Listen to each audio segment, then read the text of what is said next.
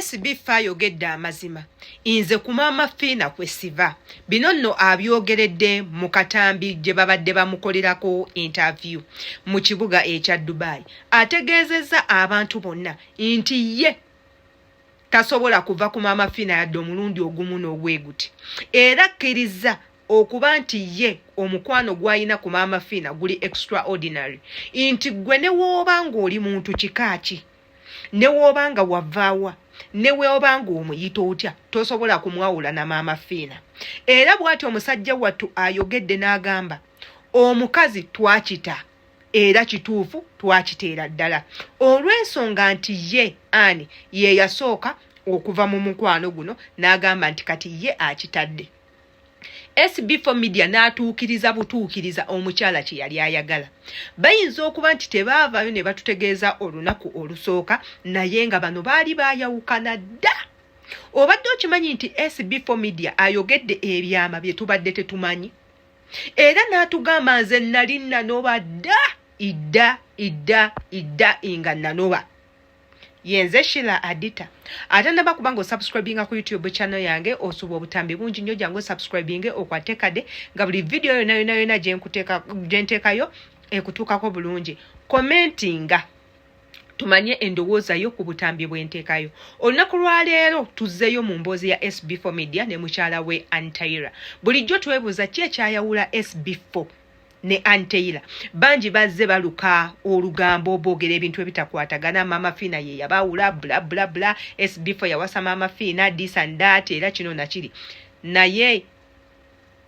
SB4 avuddeyo n'abeera ng'ayogera amazima bulijjo tubeera mu ezo ŋŋambo boogedde kino boogedde kiri boogedde kino boogedde kiri nga SB4 tavaayo kwogera nsonga ki ekyamwawula ne Antaira obadde okimanyi nti Antaira ye yasaba SB4 Media baawukane era nga Antaira yagenda okuvayo okubuulira ensi nti bannaye nze ndi singo nga baayawukana dda nga baayawula dda SB4 Media agambye asaasira nnyo abasajja olw'ensonga abasajja bangi abava mu maka gaabwe ne badduka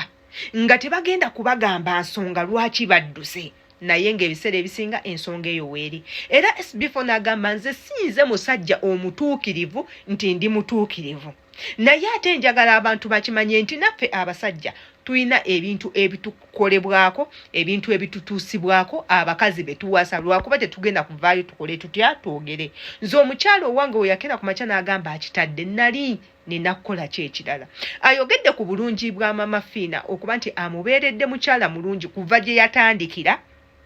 paka waali kati era n'agamba nti ng'oggyeko Katonda oggyeko maama we tewali muntu yenna gwasobola kwetondera mu bulamu buno okuleka Maama Fiina maama we ne jjajjaawe be bantu be yasigaza ku nsi okufukamira nti yeetonda kiba kitegeeza nti ne mukyala we Antaira taliimu mu abo SB4 basobola okera ku makya n'agamba era nsonyiwa munnange togenda bw'otoba usijja kulya bw'otoba usigena berawo era saasira nkwatibwa ekisa lwaki ondekawo lwaki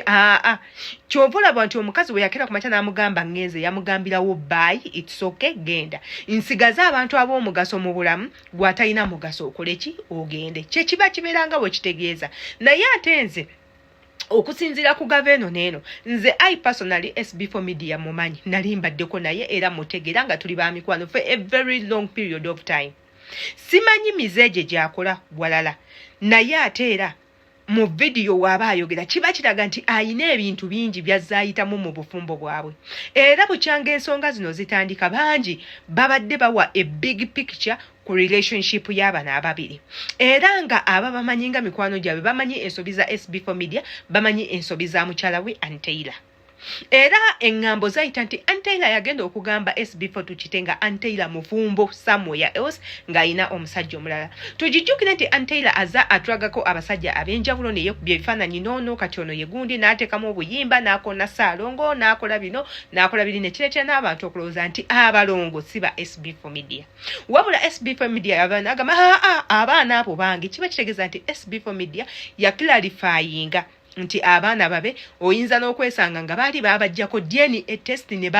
zuula nti abaana abo ba SB4 Media. Teekako ne Mama Fina eyakola ekyamaanyi ennyo okulaba nti Anteila azaala kubanga Anteila yali atuuse emyaka gy'obutafuna mbuto after a long period of time nga taconceiving. Bwatyo Mama Fina tetumanyi bubadi bwe yakola, tetumanyi yateeka muswa gwe yenkanawa, tetumanyi yakikola atya, n'aleetera Anteila okufuna olubuto era ne bazaala. SB4 Media agambye Mama Fina amubeddeddewo mu bintu bingi nnyo, amukoledde ebintu bingi nnyo ate era nga tekigenda kubeera kyangu.